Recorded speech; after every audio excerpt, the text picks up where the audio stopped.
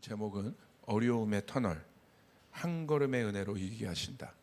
어려움의 터널, 한 걸음의 은혜로 이기게 하신다 라는 제목으로 말씀 전하겠습니다. 함께 보실 말씀은 시편 23편 4절부터 6절 말씀입니다.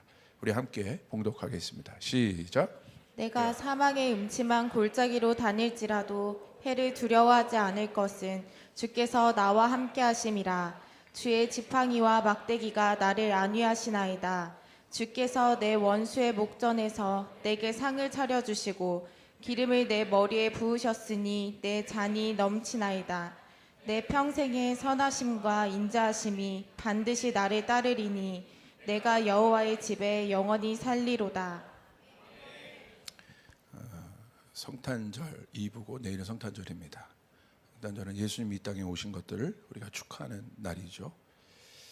여러분 생각해 보세요. 예수님이 이 땅에 왜 오셨을까요? 예수님이 이 땅에 왜 오셨을까요? 예수님이 이 땅에 오셨기 때문에 예수님과 우리와 상관이 있는 존재가 되었지 않습니까? 예수님이 이 땅에 왜 오셨을까? 너무나 명확하게 성경엔 예수님이 이 땅에 오신 이유에 대해서 이야기하고 있습니다. 누가복음 5장 31절, 32절 말씀을 함께 보겠습니다. 시작. 예수께서 대답하여 이르시되 건강한 자에게는 의사가 쓸데없고 병든 자에게라야 쓸데있나니 내가 의인을 부르러 온 것이 아니요 죄인을 불러 회개시키러 왔노라. 31절에 보시면 의사라는 존재는 병든 자가 있기 때문에 존재합니다. 그러니까 이 땅에 의사라는 직업이 사라지게 될 때가 언제냐?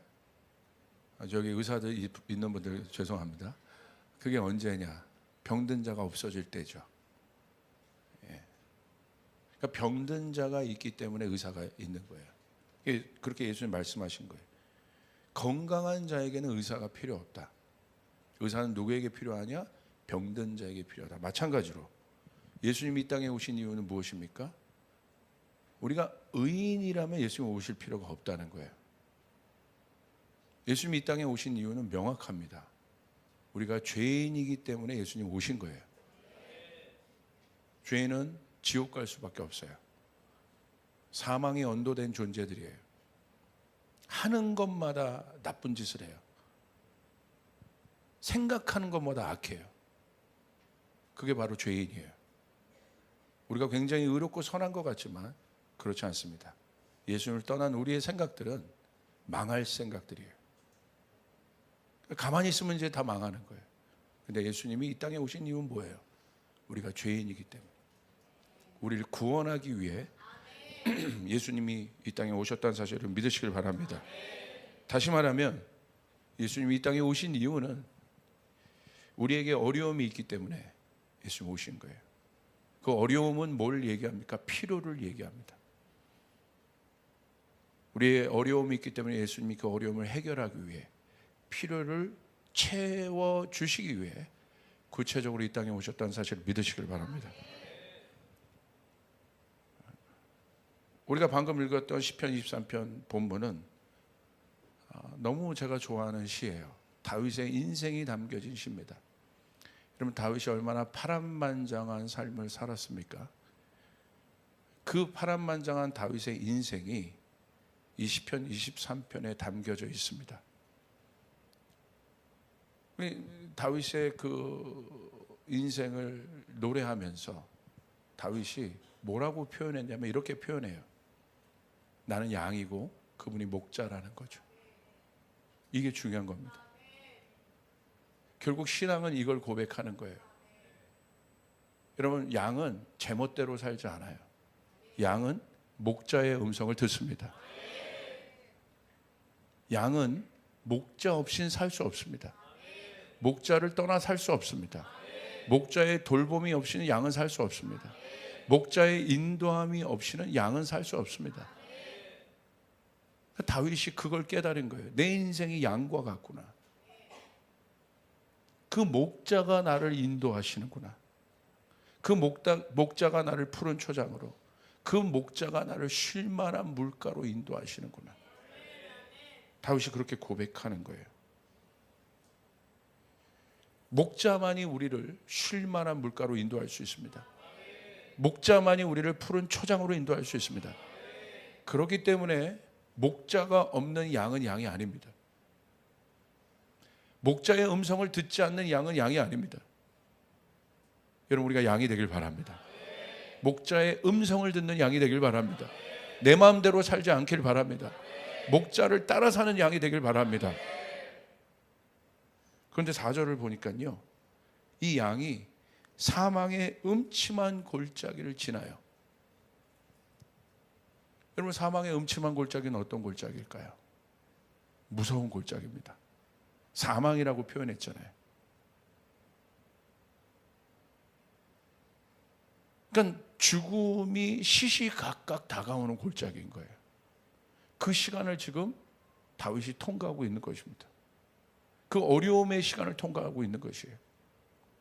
저는 이 사망의 음침한 골짜기를 생각할 때 터널처럼 비교가 되더라고요. 다윗이 어느 날 살다 보니까 사망의 음침한 골짜기라는 터널을 들어가게 된 거예요. 그런데 그 터널이 무시무시한 터널인 거죠. 여러분, 터널을 이길 수 있는 방법이 무엇입니까? 사망의 음침한 골짜기를 이길 수 있는 방법은 무엇입니까? 간단해요. 빨리 나와야 되는 거예요. 터널 끝으로 나와야 되는 것이에요. 그러니까 이 사망이란 것은 소망도 없고 희망도 없고 죽고 싶은 생각만 들고 우울한 생각만 가득해지는 낙담과 절망과 아픔의 시간들이 점철된 골짜기, 그 골짜기를 다윗이 지나고 있는 거예요. 우리 인생도 마찬가지 아니겠습니까? 짧은 터널이건 긴 터널이건 우리 인생 가운데 고난의 터널들이 있습니다. 그 터널을 지나오신 분들도 있을 거고, 그리고 그 터널에 지금 진입하신 분들도 있을 거고, 그리고 그 터널을 지나가고 계신 분들도 아마 있을 것 같습니다. 아까 여러분에게 말씀드린 것처럼 이 터널을 이기는 방법은 하나, 터널을 통과해야 된다는 거예요. 빠져나올 수가 없는 것이에요. 통과해야 되는 것입니다. 그런데 이 고난의 터널을 통과할 때 특징이 있습니다. 어떤 특징이 있냐? 왜 하나님께서 우리에게 이 고난의 터널을, 다윗의 인생 가운데 이 고난의 터널을 주셨는가? 그리고 다윗은 그 사망의 음침한 골짜기를 노래하였는가? 첫 번째, 우리가 그 고난의 터널을 통과할 때 나타나는 일들은 이런 일들이 나타나요. 첫 번째, 우리의 모든 반경이 좁아집니다. 우리가 반응할 수 있는 모든 반경이 좁아져요. 고난은 어려움이 근접한 상태입니다. 그러니까 다시 말하면 내 마음대로 할 수 있는 일들이 없어지는 상태가 고난의 상태예요. 내 힘으로 할 수 있는 일들이 없어지는 상태가 고난의 상태예요. 그러니까 고난이 없을 때 내 반경이 큽니다. 내가 반응할 수 있는 반경들이 커요. 내가 선택할 수 있는 일들이 많아져요. 그런데 고난이 다가오면 다가올수록 어떤 일이 일어나냐? 내가 할 수 있는 일들이 없어져요. 내 힘으로 할 수 있는 일들이 없어져요. 내 반경이 실제적으로 작아지게 됩니다. 그리고 가장 절망적인 상태가 어떤 상태입니까? 우리 믿음의 거장이었던 로렌 커닝햄, 지금은 소천하셨죠? 국제 YM을 창시하신 로렌 커닝햄 목사님의 벼랑 끝에 선 용기라는 책이 있지 않습니까? 그분이 어떻게 그와 같은 어마어마한 선교단체를 시작하게 됐는가? 무엇이 다 갖춰져서 시작한 것이 아니죠. 수많은 선교사님들과 사역자들과 믿음의 사람들에게 도전을 주었던 책이 바로 벼랑 끝에 선 용기예요. 자기가 이 모든 일들을 시작할 때, 또 자기의 인생의 여정을 볼 때 자기의 모든 여정은 벼랑 끝에 있었다는 거예요. 그곳에서 자기는 하나님을 만났다는 거예요. 그곳에서 하나님의 일들이 시작됐다는 것입니다. 벼랑 끝에서 나에겐 진짜 용기가 생겼더라는 거예요. 여러분 꼭 그 책을 읽어보시길 바라요. 그게 바로 그런 상황이에요. 몰려서 나중에 최악의 상황은 어떤 상황입니까? 뒤에 절벽이죠. 뒤로 물러날 수 없는 상태. 더 이상 물러날 수 없는 상태. 물러날 수 있는 것도 여유가 있는 거예요. 근데 진짜 절대절명, 사망의 음침한 골짜기 뭐예요? 물러날 수 없는 상태. 옆으로도 갈 수 없는 상태. 오직 답은 하나밖에 없어요. 앞으로 나가는 것밖에 없어요. 그게 바로 사망의 음침한 골짜기, 고난의 터널에 들어간 우리의 인생과 같습니다. 하나님 우리를 그곳 가운데 두실 때가 있어요. 왜 그럴까요? 제가 최강 야구라는 프로를 가장 좋아합니다. 제가 가장 좋아하는 게 최강 야구예요. 뭐 예배 드릴 만큼 좋아해요. 이 시간을 제가 손꼽아 기다려요. 근데 최강 야구는 어떤 프로그램이냐면 유명한 야구 선수들이 은퇴를 했습니다. 그 유명한 야구 선수들, 은퇴한 야구 선수들을 모아다가 뭐 고등학교 유명한 팀, 또 프로 2군, 또 대학 리그 팀들과 경기를 하는 거예요. 그러니까 한때는 최고의 정점을 찍었던 전설과 같은 선수들이 은퇴를 했다는 건 뭐예요? 힘이 없다는 거예요. 어렵다는 거예요. 그런 사람들을 모아서 다시 야구를 시작한 야구 경기를 하게 한 예능 프로그램입니다. 근데 제가 그 중에 누구에게 제일 감동이 있냐면, 저는 어떤 프로그램을 볼 때 막 이입을 하면서 봐요. 그래서 막 푹 빠져서 보는 스타일이에요. 아예 안 보면 안 봤지. 뭐든지 저는 하면 막 푹 빠져서 들어갑니다. 근데 예전에는 처음에 감독이 이승엽 감독이었어요. 이승엽 감독이 두산으로 가면서 이제 누가 왔냐면, 제가 예수님 다음에 이 사람을 좋아합니다. 그 사람이 누구냐면 김성근 감독이에요. 우리나라 야구 야신이라고 불렸던 김성근 감독. 근데 제가 이분을 보면서 너무 감동을 받는 거예요. 왜냐하면 이분이 80살이 넘었거든요. 그런데 이분이 여전히 얼마나 많은 야구를 했겠어요. 얼마나 많은 제자를 키웠겠어요. 평생 야구에 묻혀 산 분인데 80살이 넘은 그분이 야구에 임하는 자세는 사뭇 진지해요. 대강하지 않습니다. 뭐 아멘이죠. 사뭇 진지해요. 어떻게 저럴 수 있을까? 거기에 막 저를 막 대입해요. 내가 80살이 될 절때까지 난 하나님 나라를 위해서, 성교를 위해서 저런 열정을 가질 수 있을까? 너무너무 진지해요. 그런데 거기 있는 선수들이 예능이니까 대강대강 이렇게 좀 하는 것들이 있었어요. 때로는 최선을 안 할 때가 있었어요. 근데 김성근 감독이 딱 오더니 그런 선수들 보고 군기를 확 잡는 거예요. 그러니까 선수들이 막 반발을 하는 거야. 왜 이렇게 막 피곤하게 하시냐고. 우리 이거 예능인데, 우리 야구 할 만큼 했는데. 근데 김성근 감독이 거기서 유명한 일화를 얘기합니다. 돈 받으면 프로야. 돈 받으면 프로야. 그러는 거예요. 그랬더니 얼굴이 확 바뀌더라고요. 그러더니 김성근 감독이 일주일 내내 선수들에게 현역만큼의 훈련을 시키는 거예요. 막 이 사람들이 막 단내가 나면서 그걸 따라가는 겁니다. 그리고 훈련 안 한 사람은 세우지도 않아요. 아무리 유명했던 사람이라도 세우지 않아요. 왜 그렇습니까? 훈련 안 하면 네가 아무리 유명했어도 넌 게임에 져. 그러니까 이기려고 하는 거예요. 그래서 물어봤어요. 제작진이 인터뷰를 따로 했습니다. 왜 이렇게까지 하시냐고. 예능인데.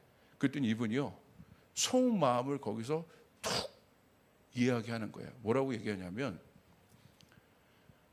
이 경기를 위해서, 이 프로그램을 위해서 스태프들 200명이 붙어 있다며. 우리가 이 경기 지면 200명이 실직을 한다며. 그러니까 이분은요, 자기가 이 야구 경기의 수장으로서 부담이 있는 거예요. 우리는 예능으로 이렇게 하고 있지만 그 소식을 알고 나서부터, 왜냐하면 이게 전체 경기에서 승률이 7할을 못 넘으면 그 자리에서 경기가 폐지됩니다. 프로그램이 폐지돼요. 그러니까 이분이 경기에 설 때마다 어떤 부담감이 있냐면 200명의 생계가 있는 거예요. 그러니까 그냥 할 수 없는 거예요. 와, 그때 제가 그걸 보면서 마치 계시가 임하는 것 같았어요. 성령의 계시가 임하. 와, 저분은 한 게임 한 게임을 그런 자세로 뛰는구나. 뒤가 없이 뛰는구나. 피할 곳이 없이 뛰는구나. 그렇게 열심히 함에도 불구하고 체력들이 많이 이제 딸리고 또 젊은이들과는 많이 현역 선수들과 비교가 되니까 때로는 막 집니다. 이게 지는데 어느 단계까지 왔냐면 이제 한 게임만 더 지면 그냥 그 자리에서 프로그램이 폐지되는 거예요. 그래서 그 한 게임이 너무 중요한데 더 이상 물러날 수 없는 게임이에요. 사생결단이에요. 그래서 그 프로그램에 그날 프로그램에 뭐라고 딱 이제 자막이 나오냐면 win or nothing이라고 돼. 이기는 거 아니면 없다. 그게 바로 절대절명의 순간에 선 사람들 앞에 선 표입니다. 자세입니다. win or nothing. 그래서 그 사람들이 이제 딱 오더니 이 한 게임이 끝나면 200명, 자기들은 그래도 뭐 유명하고 돈도 모아놨으니까 뭐 괜찮잖아요. 그런데 정말 그런 자세로 이 사람들이 뛰더라고요. 그러더니 이 사람들이 초인적인 힘을 발휘해요.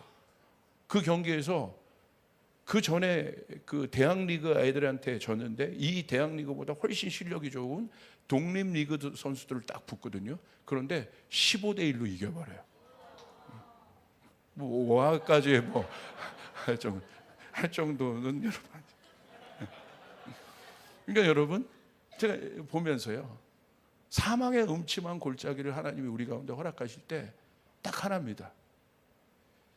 하나님은 이 고난을 통해서 우리가 선택할 수 있는 모든 경우의 수를 제거하십니다.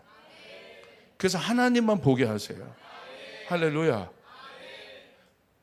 그러니까 고난의 터널 속에서 내 힘으로 할 수 있는 것들이 없어요. 내가 스스로 선택할 수 있는 것들이 없어요. 벼랑 끝에 섰을 때 내가 움직일 수 있는 곳이 뒤도 아니고 옆도 아닙니다. 어디입니까? 앞밖에 없는 거예요. 전진할 수밖에 없는 거예요. 선택이 없어져요. 그래서 하나님은 여러분 보십시오. 홍해 앞에 선 이스라엘 백성들 보십시오. 뒤에는 애굽 기마병거 어마어마한 전차 부대 같은 오늘 그런 애국 군사들이 따라옵니다. 그 속에서 여러분 모세가 할 수 있었던 일은 무엇이겠습니까? 뒤로 갈 수 있겠어요? 사면초가예요. 선택의 경우가 없어요. 경우의 수들이 없어요. 여러분 하나님을 따른다는 건 우리 인생의 경우의 수들이 제거되어야 되는 거예요. 할렐루야. 하나님밖에 없다는 것이에요. 내가 일을 하건 무엇을 하건 하나님밖에 없구나.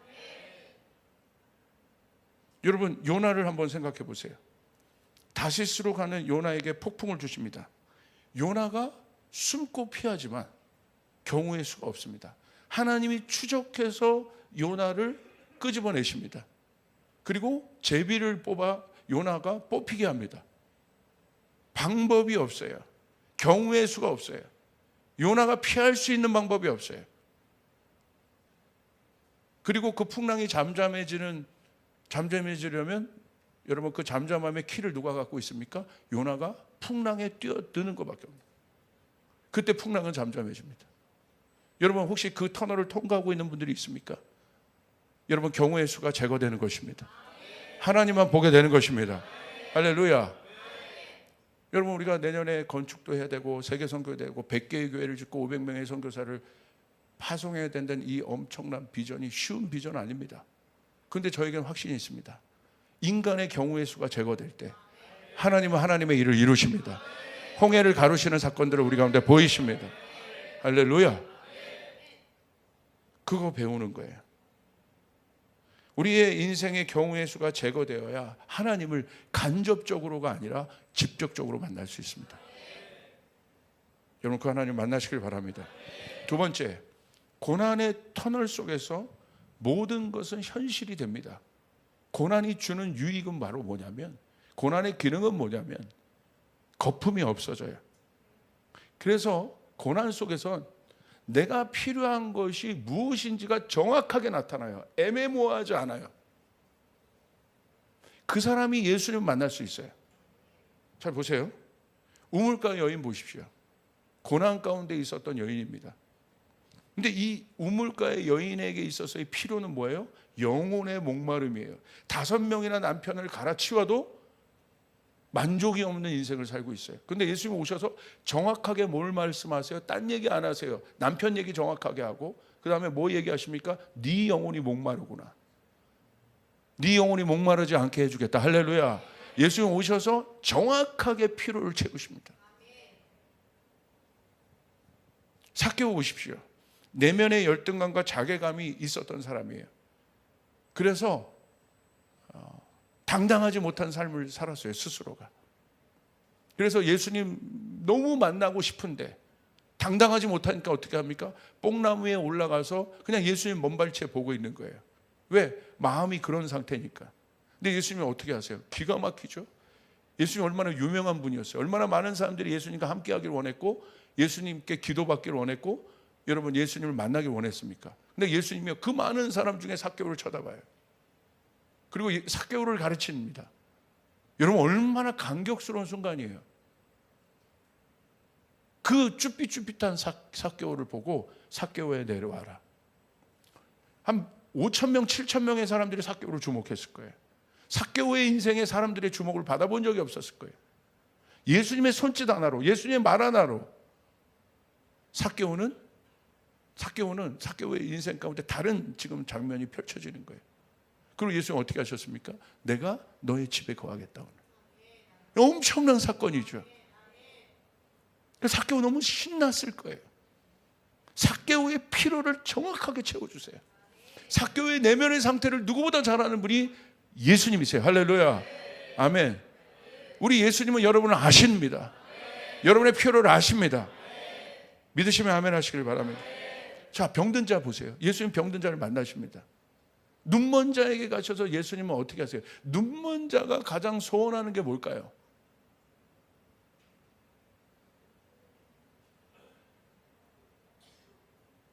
한우고기일까요? 눈먼 자가 제일 소원하는 게 눈 뜨는 거예요. 그러니까 예수님이 눈먼 자에게 가서 정확하게 물으십니다. 보기를 원하느냐? 배고프냐라고 묻지 않으세요. 보기를 원하느냐? 그리고 눈을 뜨게 하십니다. 할렐루야. 걷지 못하는 자에게 있어서 제일 걷지 못하는 자의 소원이 뭘까요? 걷는 거예요. 아멘.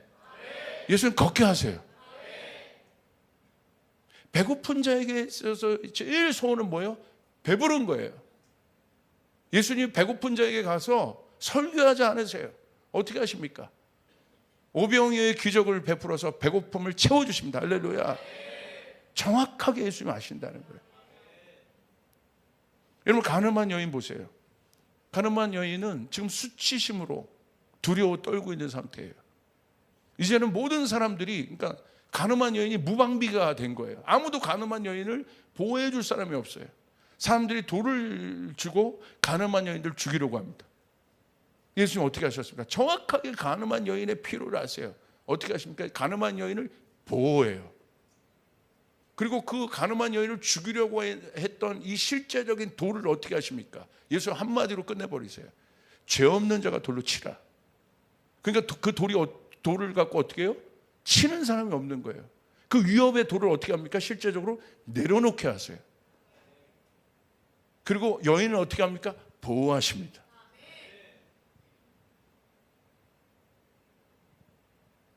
예수님이 가늠한 여인의 필요를 아신다는 거예요. 정확하게 어떤 상태인지 아신다는 거예요. 여러분 예수님을 배신한 베드로를 보십시오. 얼마나 그 안에 자괴감과 수치심이 있었겠습니까? 죄책감이 있었겠습니까? 근데 예수님이 오셔서 베드로에게 어떻게 하십니까? 책망하지 않으세요. 오히려 조반을 지어다가 베드로를 먹이십니다. 그리고 뭐라고 얘기하십니까? 예수님에게 미안한 마음이 가득한 베드로에게 오히려 정확하게 얘기하세요. 베드로야, 내가 너를 사랑한다. 할렐루야. 내가 너를 사랑한다. 그 필요를 정확하게 아시는 분이다. 그 상황을 정확하게 아시는 분이 예수님이라는 사실이에요. 할렐루야. 여러분 믿습니까?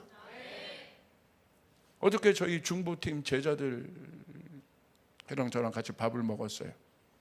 그래서 제가 제자들 한 명 한 명의 어떤 상황에 대해서 마치 점치듯이 얘기해 줬어요. 그래서 제자들이 그런 거야. 목사님 어떻게 하세요? 어떻게 그 내면을 아세요? 다 알아. 목사님 뭔가 뭐 보이세요? 아니, 다 알아. 왜 알까요? 관심이 있으니까. 오랫동안 동행했으니까. 처음 보는 사람은 좀 몰라요. 근데 오랫동안 동행해. 미리 결론을 얘기했네요. 할렐루야. 여러분 보세요. 엘리야, 그 영적 거인이었던 엘리야가 이세벨에게 쫓겨서 죽겠다고 얘기해요. 근데 우리는 엘리야의 상태가 어떤 상태냐면 영적인 문제의 상태가 아니에요. 육신적으로 피곤해서 번아웃이 된 상태예요. 하나님의 솔루션은 어떤 솔루션을 갖습니까? 영적으로 해결 안 해요. 어떻게 합니까? 엘리야를 재웁니다. 엘리야에게 음식을 공급합니다. 엘리야에게 물을 공급합니다. 그리고 겨우 일어나는 엘리야를 보니까 하나님 봤을 때 아직 회복이 덜 된 거예요. 육신의 회복이 덜 된 거예요. 하나님이요, 육신을 돌보세요. 할렐루야. 영적인 게 아니야. 엘리야의 피로는 지금 육신을 돌보는 거예요. 그래서 영도 지금 무너진 상태인 거예요. 그러니까 하나님 볼 때 어떻게 합니까? 회복이 됐는데 아직 온전치 않아. 또 재워요. 또 공급해요. 또 먹여요. 그래서 두 번째 일어나니까 이제 회복이 된 거예요. 육신적으로. 그러니까 엘리야의 마음 가운데 힘이 생긴 거예요. 어떻게 합니까? 그때서야 두 번째 비전을 받을 호렙산으로 떠나게 되는. 하나님 우리의 피로를 아시는 분이란 말입니다. 우리의 피로를 채우시는 분이란 말입니다. 할렐루야. 고난 가운데 있을 때 우리의 피로는 선명해집니다. 거품이 빠져요. 결국 그 문제인 겁니다. 그래서 다윗도 이제는 그 고난을 통해서 아는 거예요. 아, 내 피로가 뭔지를 아는 거예요. 이 피로를 채우시고 나를 인도하시고 이 사망의 음침한 골짜기를 통과하게 할 분은 우리 하나님밖에 없다. 할렐루야. 그래서 다윗이 시편 27편 4절에 그렇게 고백하는 거예요. 한 가지밖에 없다. 나는 내가 구하는 것은 한 가지다. 두 가지가 아니다. 세 가지가 아니다. 내 자녀를 위해 내가 구해야 될 것은 한 가지다. 내가 일터를 위해서 구해야 될 것은 한 가지다. 하나님이다. 할렐루야. 그게 남는 거예요. 그게 선명해지는 거예요. 저도요, 나이가 50이 넘었으니까 사역을 20, 30년 했지 않습니까? 얼마나 많은 경험이 있겠어요. 얼마나 많은 경우의 수를 제가 여러분 사역 가운데 경험했겠습니까? 그런데요, 갈수록 제 안에 고백되는 건 뭔지 아세요? 예수밖에 없다는 거예요. 할렐루야. 인간의 수로는 망한다는 거예요. 성령님 따라 살아야 우리 교회는 부흥하고 우리 교회는 승리하고 하나님의 일들이 이루어진다는 거예요. 선명해지는 거예요. 다른 것에 관심이 없어져요. 설교하는 제가 다른 예화에 관심이 없어요. 최강야구 빼고. 할렐루야. 선명해져요. 예수님 말고는. 그때 그걸 알게 되는 거예요. 깨닫게 되는 거예요. 그 속에서. 여러분, 문제가 있었던 탕자 보세요. 또 자녀들 보세요. 언제 집과 아버지의 소중함에 대해서 알아요? 집 나가 보니까. 평상시에서는 아버지, 어머니가 해주는 따뜻한 밥의 고마움을 몰랐어. 나가 보니까 아는 거예요. 고생해 보니까 아는 거예요. 야, 내가 누렸던 게 이거 감사한 거였구나. 언제 알아요? 남자들이 교회의 소중함을 언제 알아요? 군대 가면 알아요. 저도 훈련소 가봤어요. 아니, 가본 게 아니라 저도 훈련 받았어요. 저도 추울 때 훈련 받았어요. 저는 평생 교회에서 자란 사람이에요. 교회, 왜? 목사 아들이니까. 평생 교회에서 자라서 교회에 대한 감사가 별로 없었어요. 그냥 의무적이었어요.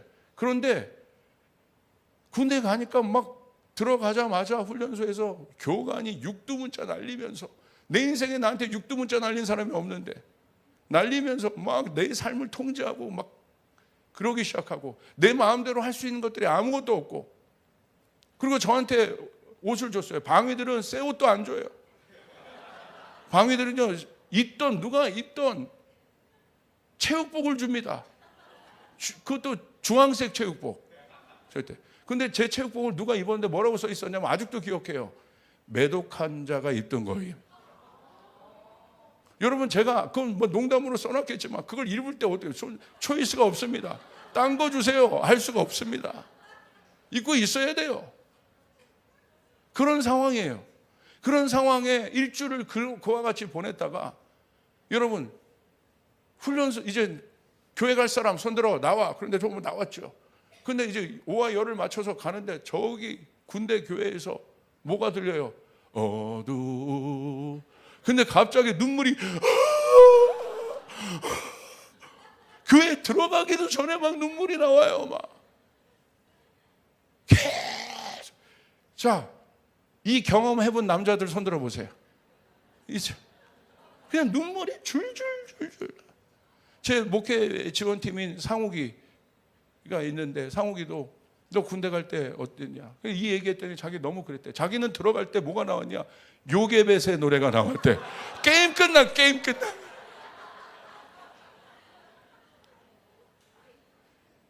너의 참 주인. 소중함. 예배가 이런 거구나. 내가 이런 예배를 드렸구나. 그 속에서 아는 거예요. 내가 필요한 게 뭔지를. 할렐루야. 내가 불평하고 내가 뭔가 불만이 많은 거는 뭔가 생각이 많은 거예요. 하나님이 함께 하신다는 은혜를 잊고 있는 거예요. 저도 여러분 집에 대한 소중함을 알았어요. 제 집이 할머니랑 살아야 되고 제 동생이랑 한트방에 있어야 되고 뭐 불편해요. 어려워요. 자유 공간도 없어요. 얼마나 힘들겠습니까? 제 학창 시절에 아버지가 개척교회 목사님이었으니까. 더군다나 나중에 뭐 외국인 근로자들까지 있었고. 근데 제가 언제 집의 소중함을 알았냐? 제 인생에 청년 때 한번, 고등학교 때인가 한번 제가 가출해 봤습니다. 하루. 할렐루야. 나가자마자 감사했어요. 할머니 잔소리도 그리웠고. 그리고 제가 나가자마자 이게 딱 들어왔는데, 저는 혼날 각오했는데 들어왔는데, 여러분 그런 경험들 많죠. 혼날 줄 알았는데 엄마가 갑자기 쳐다보지도 않고 밥 먹어. 밥 먹어. 그렇지 않아요? 거기서 밥을 어떻게 먹어요? 연기도 잘해요. 할래. 그죠? 그때서야 소중함을 알게 되는 거예요. 여러분, 우리 조이풀 교회의 소중함을 제가 언제 알까요? 나가서 제가 사역할 때 우리 성도들은 아멘도 크게 해주고, 제가 뭘 얘기해도 웃어주고, 여러분 억지로 웃어준 것도 압니다. 감사합니다. 반응해주고 아멘해주고 하자고 하면 응답해주고. 근데 어디 가면 냉랭하고 그럴 때 있어요. 그럼 누가 보고 싶을까요? 우리 교인들이 보고 싶어요. 야, 내가 어마어마한 교인들과 목회를 하는구나. 우리 금요일 날 제가 100, 비전 선포하면서 하나님 앞에 헌신합시다 하는데 성도들이 막 줄을 서서 앞에 나오는데 눈물이 나더라고요. 내가 최고의 교인들을 만났구나. 언제 알아요? 여기 있을 땐 잘 몰라요. 나가보면 알아요. 할렐루야. 여러분은 어떠세요? 대답이 없네요. 그렇잖아요? 옆에 있으면 몰라. 고난에 들어가 봐야 알아요. 내가 의지할 분이 예수님밖에 없는 거구나. 하나님밖에 없는 거구나. 할렐루야. 믿으시면 우리 아멘 크게 한번 해봅시다. 아멘. 여러분, 내 옆에 있는 원수 같은 남편도, 원수 같은 아내도, 아니 뭐 해도, 할렐루야.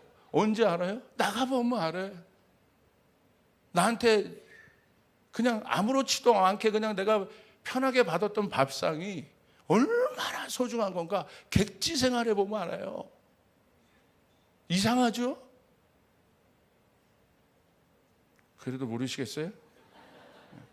아, 결국 이거밖에 없구나. 그것을 알게 되는 거예요. 다윗이 그걸 깨닫는 거예요. 하나님밖에 없구나. 할렐루야. 예수님밖에 없구나. 성령님밖에 없구나. 그게 양인 거예요. 목자밖에 없구나. 아멘. 자, 이 고난의 터널을 이기게 하시는 하나님의 은혜를 다윗이 소개합니다. 그런데 여러분, 얼마나 어려운 순간입니까? 사망의 음침한 골짜기, 내가 이 힘으로 할 수도 없는, 아무것도 할 수도 없는 그 절대절명의 순간, 다윗은 그 고난의 터널을 이깁니다. 사망의 음침한 골짜기를 지납니다. 어떻게 갈까요? 저는 깜짝 놀랐어요. 그렇게 오랫동안 이 말씀을 알았는데도 제가 너무 깜짝 놀랐던 게 바로 이거예요. 갑자기 하늘문이 열려서 엘리야처럼 막 불이 쏟아진 것도 아니고, 갑자기 홍해가 갈라진 것도 아니고요, 갑자기 어떤 초인적인 능력이 생긴 것도 아니에요. 천군 천사가 나타난 것도 아니에요. 다윗은 자기가 사망의 음침한 골짜기를 통과할 수 있는 은혜가 있었는데, 하나님의 방법이 있었는데, 하나님의 솔루션이 뭔지 아십니까? 지팡이에요. 지팡이에요, 지팡이. 그 보잘것없는 지팡이가 자기를 보호했다는 거예요. 그 보잘것없는 막대기가 자기를 보호했다는 거예요. 여러분, 놀랍지 않아요? 우리는 때로는 어떤 큰 돌파를 원해요. 어떤 것들을 생각해요. 내가 생각했던 하나님의 어떤 그 전능하심을 생각해요. 그런데 오늘 성경은 사망의 음침한 골짜기에서 네가 이길 수 있는 건 뭔지 아니? 지팡이야. 할렐루야. 여러분, 사망의 음침한 골짜기 안에 있다는 건 뭐예요? 움직일 수가 없다는 거예요. 내 힘으로, 자력으로 움직일 수가 없다는 거예요. 우리 주변에 보세요. 이런 사람들이 너무나 많아요. 여러분 혹시 그런 상황 가운데 있었다면 동의하실 겁니다. 그러니까 지팡이는 여러분 누구에게 필요해요? 성하지 않은 사람에게 필요한 거예요. 여러분, 성한 사람은요, 지팡이 거들떠보지도 않습니다. 왜? 자기 힘이 있으니까. 이 성한 사람, 자기 능력으로 뭐 할 수 있는 사람들이 요구하는 건 뭔지 아세요? 왕이 잡고 있는 금호를 붙잡고 있는 거예요. 나 저거 줘, 저거. 이거 한 방이면 다 다스릴 수 있잖아. 저기 거들떠보지 않는 병자들이나 짓는, 노인들이나 짓는 저 지팡이를 자기 능력이 출중한 사람이 쳐다보겠습니까? 쳐다보지 않아요. 다 그거 쥐으려고, 자기 자식에게도 그거 쥐게 하려고. 정직해야 돼요, 우리. 할렐루야. 사망의 음침한 골짜기를 지날 수 있는 건 지팡이라는 거예요. 저는 이게 무슨 말인지 너무 알아요. 제가 양발이 다쳐 보니까요, 정말 저한테, 양발이 다친 저에게 화려한 명품 신발이 소용이 있겠습니까? 제가요, 한 3개월, 4개월 동안은 신발이 필요 없더라고요. 왜? 기부스 신발이 있어요. 아무리 좋은 신발을 갖다 줘도, 그 명품 신발을 갖다 줘도, 다이아몬드를 몇 개 받았어도 저에게 무용지물 뿐이에요. 한 발자국도 움직일 수 없는 저에게 슈퍼카가 필요하겠습니까? 마음으로는 뭐 소원할지 모르지만 갖다 줘도 무용지물인 거예요. 발을 쓸 수가 없는데, 탈 수가 없는데. 혹시 여기 계신 분 중에 목사님 기사 써면 되죠? 그러면 분은 없기를 바랍니다. 그러잖아요. 무용지물인 거예요. 양발이 다친 저에게 필요한 건 뭔지 아십니까? 딴 거 없어요. 화려한 신발도 아니고, 화려한 슈퍼카도 아니고, 내 전신을 의지할 수 있는, 한 발 뛸 수 있는 지팡이밖에 없는 거예요. 이 지팡이를 아무도 쳐다보지 않아요. 누가 이 지팡이를 주목합니까? 그런데 여러분 그거 아세요? 사망의 골짜기에 들어갔을 때는, 고난에 들어갔을 때는, 아까 얘기했던 그 모든 것이 내가 할 수 있는 일이 없다고 그랬어요. 그럼 사망의 골짜기를 지날 수 있는 하나님의 솔루션은 뭘까? 이 지팡이는 정확하게 한 발만 뛰게 할 수 있어요. 내 힘으로는 뛸 수가 없어요. 그러나 지팡이에 의지하면 한 발은 뛸 수 있어요. 이 한 발을 뛰는 은혜가 있으면 여러분 사망의 음침한 골짜기를 통과합니다. 할렐루야. 아멘. 화려한 어떤 게 아니에요. 어떤 방법이 아니에요. 한 발을 뛸 수 있는 은혜가 있으면 되는 거야. 한 발을 뛰는 은혜, 하루를 살아가는 은혜, 한 시간을 살아가는 은혜, 분초를 살아가는 은혜가 있어야 되는 거예요. 우리는 잊어요. 분초에 예수님이 나와 함께 하셔야 되는 거예요. 분초마다 우리는 고백해야 돼요. 하나님이 나와 동행하시는구나. 하나님 없으면 나는 아무것도 아니구나. 나는 아무것도 아니구나. 하나님 없으면 나는 한 발도 뛸 수 없는 존재구나. 김난도 교수가 2024년을 예상했어요. 미래 트렌드. 2024년 첫 번째, 분초 사회가 될 것이다. 세상도 시간을 분초 단위로 나눠서 이제는 분초 단위로 쪼개 살아야 된다. 세상도 이렇게 얘기해요. 근데 우리도 마찬가지예요. 분초 단위로 우리는 성령님을 의지해야 되는 거예요. 할렐루야. 성령님, 이제는 한 시간 단위로, 하루 단위로, 일주일 단위로 한 게 아니라 분초 단위로 하나님 나를 도와주세요.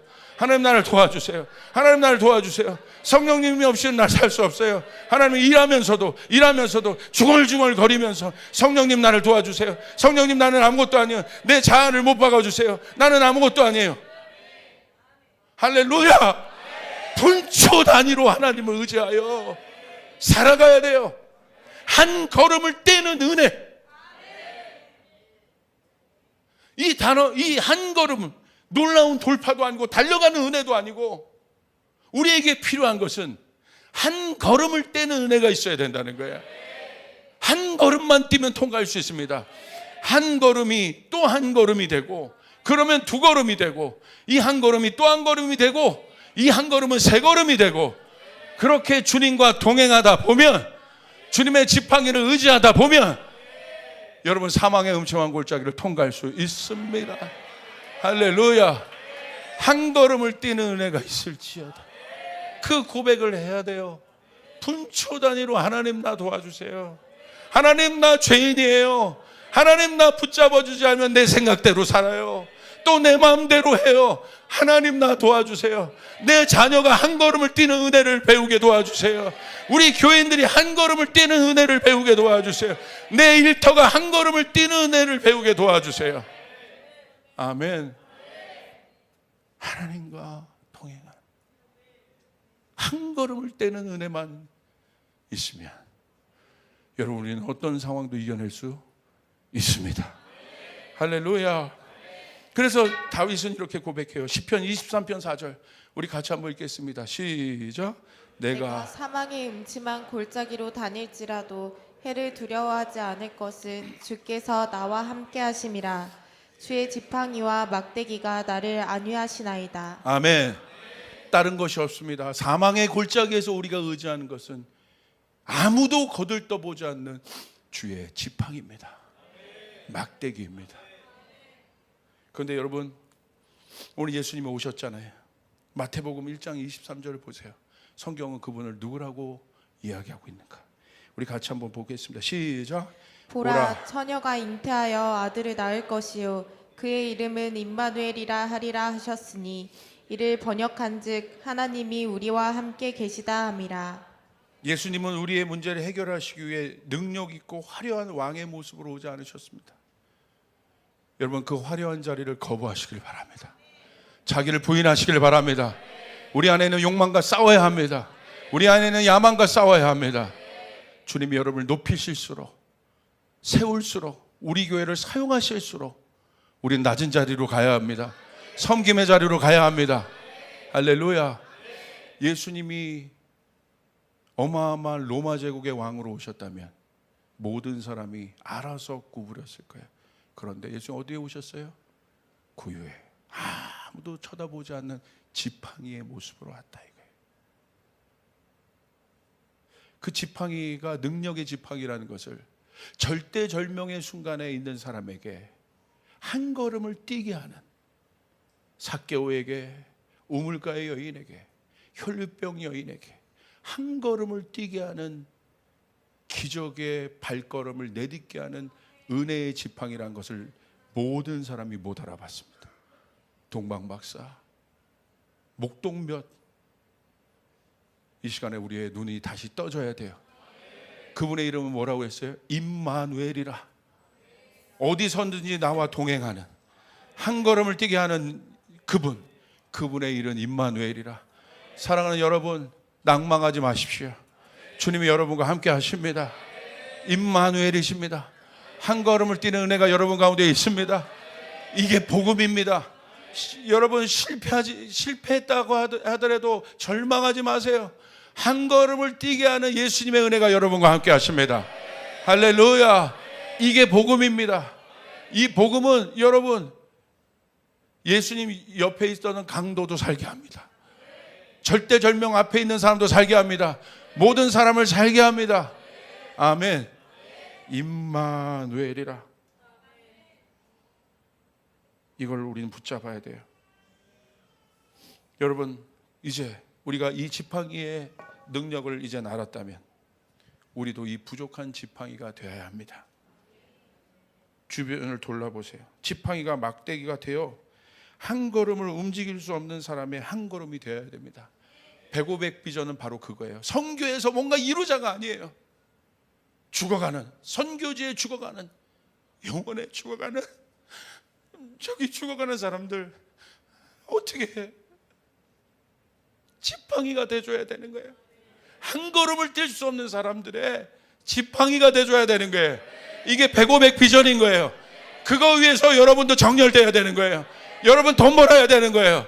여러분 그거 위해서 달려가셔야 되는 거예요. 할렐루야. 그겁니다. 그거. 우리 다른 거 바라는 거 아니야. 한 걸음 동행할 수 있는 지팡이가 되어주자. 아멘. 그겁니다. 동호 형제 나와봐. 동호 형제.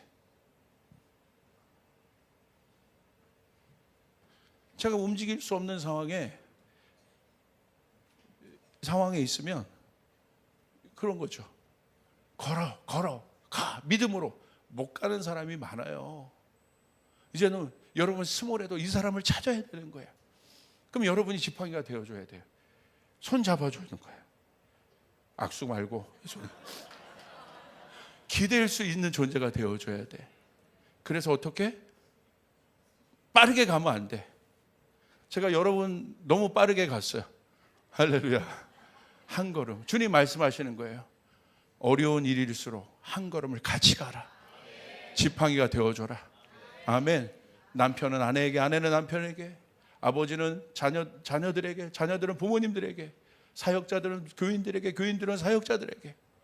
할렐루야. 한 걸음을 가는 은혜. 못 가면 기다려줘야 돼.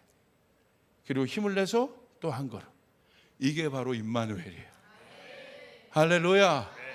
오늘 동희 형제가 예수님 역할을 한 날이에요. 아멘. 박수 한번 쳐주시길 바랍니다. 여러분, 우리에게 이 은혜가 여러분 가운데 있기를 바랍니다. 화려한 왕의 손에 붙들린 금홀이 되기로 결정하지 말고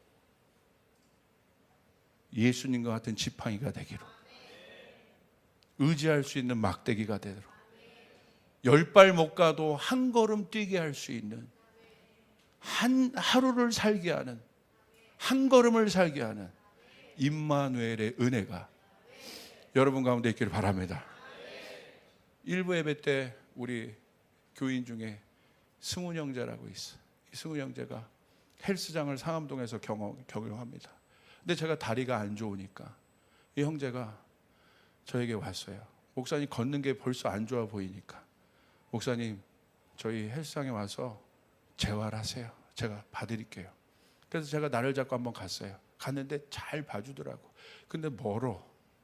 그래서 제가 가고는 싶은데 이게 뭐 스케줄이 많으니까 할 수가 없는 거예요. 그래서 한번 속으로 너무 고맙다 이런 마음을 가졌어요. 목사님 오세요 하는데 고마워요. 이렇게 왔어요. 근데 이 친구가 전화를 한 거예요. 목사님 바쁘죠?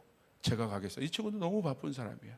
목사님 제가 가겠습니다. 왔더니 그 베드 침대를 다 갖고, 왜 거기서 재활도 해주고 또 자기 운동할 수 있는 기구를 다 싸가지고 와서 3층 올라가서 저를 봐주는 거예요. 한 걸음 뛰게 하는 거예요. 1시간 반 동안 저와 함께 운동을 해주는데, 와, 여러분 저를 잡아요. 할렐루야. 그런데 고마운 거예요.